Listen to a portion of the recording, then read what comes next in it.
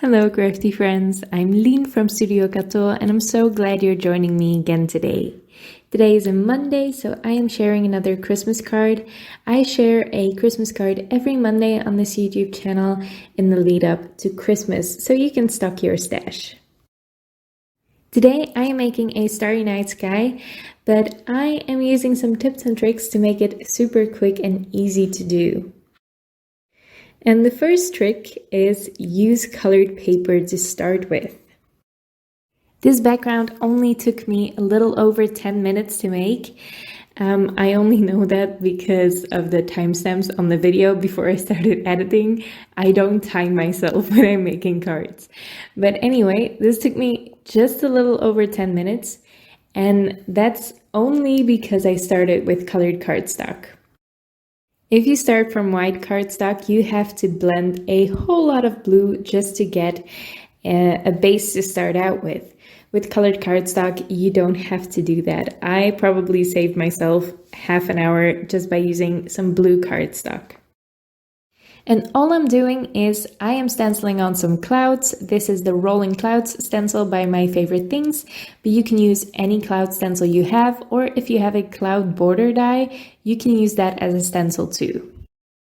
And I am using my 10 minutes very wisely to create a ton of depth in this card.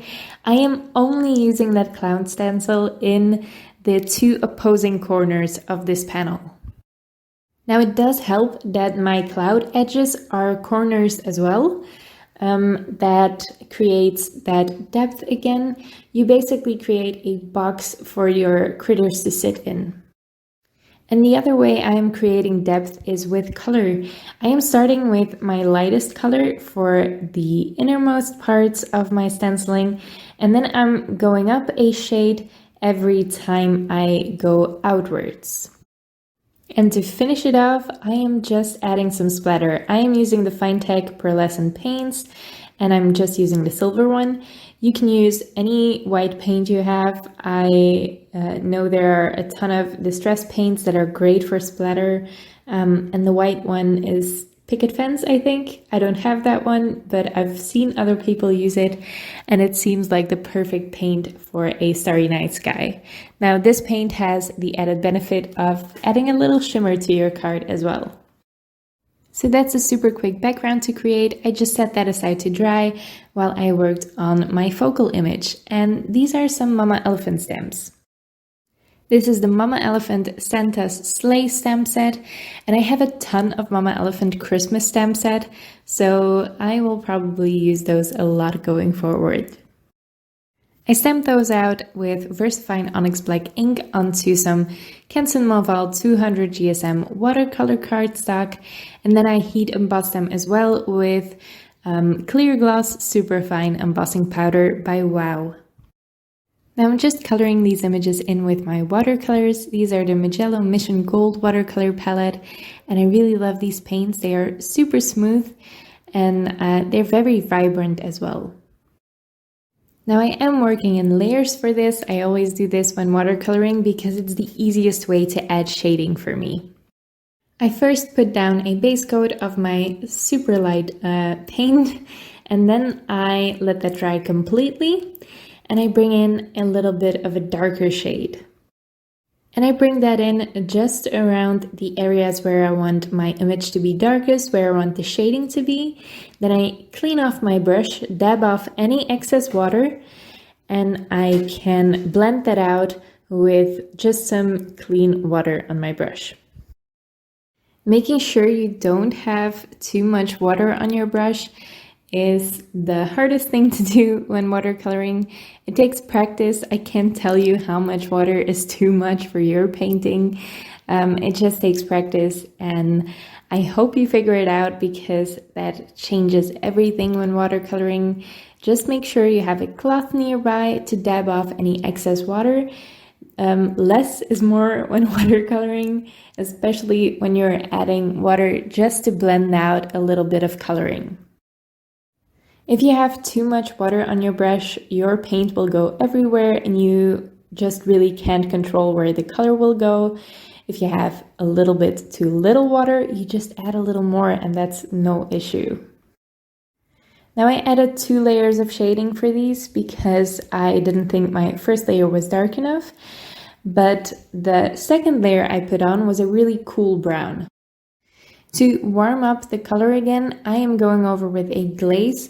This is just very watered down paint, painted over the entire image to make sure the tone is similar all across the image. Now I fussy cut out those images when they were dry, and then I stamped a sentiment onto my card panel. I used the Reverse Confetti Sparkle and Shine sentiment set, and I stamped that on in Versamark ink and embossed it with Wow Bright White Superfine embossing powder. I can then glue a piece of silver cardstock. This is gorgeous silver cardstock. So I didn't make a card base out of it. I want to save it.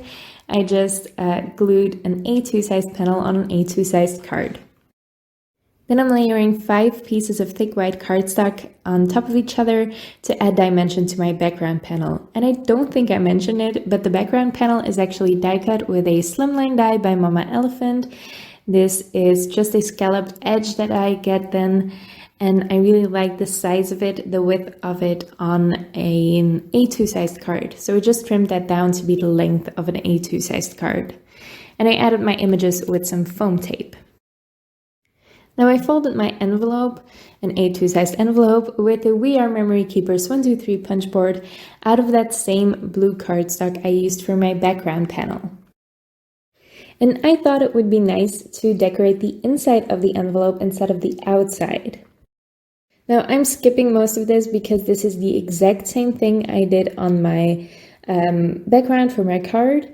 So I'm just ink blending on the same clouds using the same inks, and I will list all of those supplies in the description below so you can check them out. These are the Pinkfresh Studio inks. They are gorgeous, super vibrant, and I really love the color range.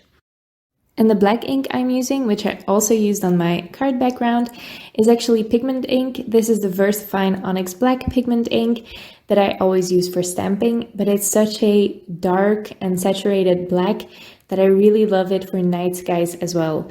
Now this takes ages to dry because it's a pigment ink, so don't put your card inside this envelope for the next several hours at least. I really like today's envelope and card. I think decorating the inside of the envelope is a fun thing that I haven't done much before. I did it on the Crafty YouTube channel a couple days ago, but I will do it more often because it's really fun. I hope you like it too, and I hope you enjoyed the card as well. If you did, make sure to leave a thumbs up on this video and leave your thoughts in the comments below. I would love to read them. Of course, you can also subscribe to my channel if you want to see more of my videos. Thank you so much for watching, and I'll see you next time.